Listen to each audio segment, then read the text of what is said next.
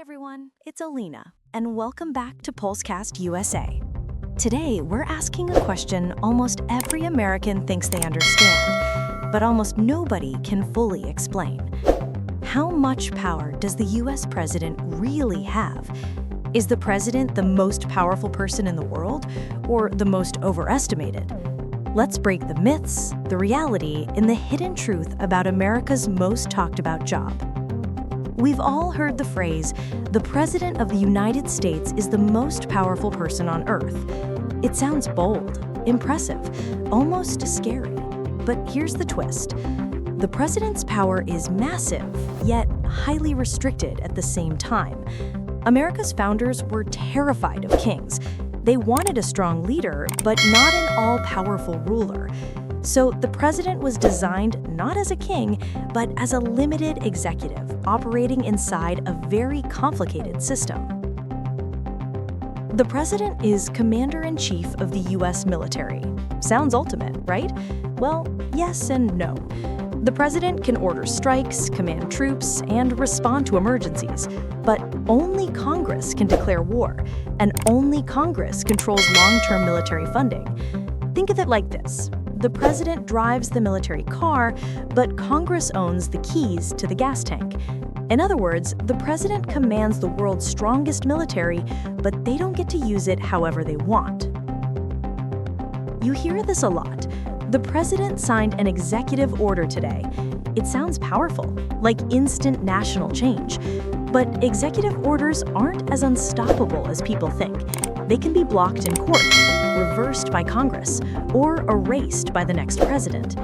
Executive orders are powerful, but fragile, temporary, more like wallpaper overlay than the foundation of a house. So, what can a president do without permission? Let's list the real solo powers.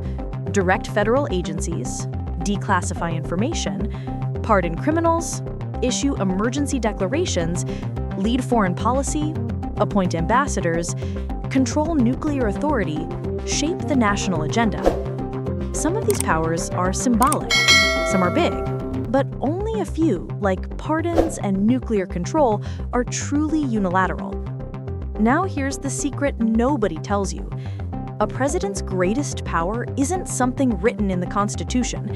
It's influence, the power to sway public opinion, the power to set the national conversation, the power to move markets, shape headlines, pressure allies, and intimidate opponents. When the president speaks, countries react, stocks rise and fall, millions of people shift their thinking. That is real power, and no other office in the country has it. But here's the part many Americans don't realize. Most presidential ideas fail. Why? Because the system is deliberately built to make change slow. Congress can block the president, courts can stop the president, even the president's own political party can refuse to support them. In fact, almost every modern president has discovered that the biggest challenge isn't enemies, it's the system itself. Washington is full of powerful institutions the president does not control. The Federal Reserve, the Supreme Court, intelligence agencies, the Pentagon bureaucracy, governors, state governments, Congress. These groups can push back, delay, or outright refuse presidential demands. Sometimes the president may give an order and the system simply says no. One area where the president truly has wide power: foreign policy.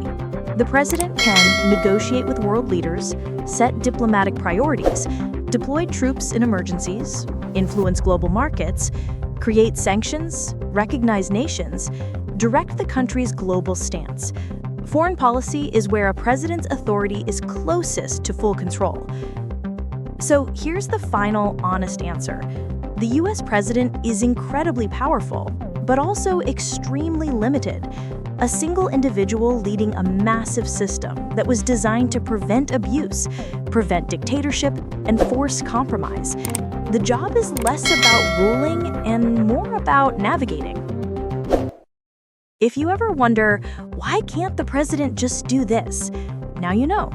The presidency isn't a throne, it's a negotiation, a responsibility, and a balancing act between force and restraint. Thanks for listening to Pulsecast USA.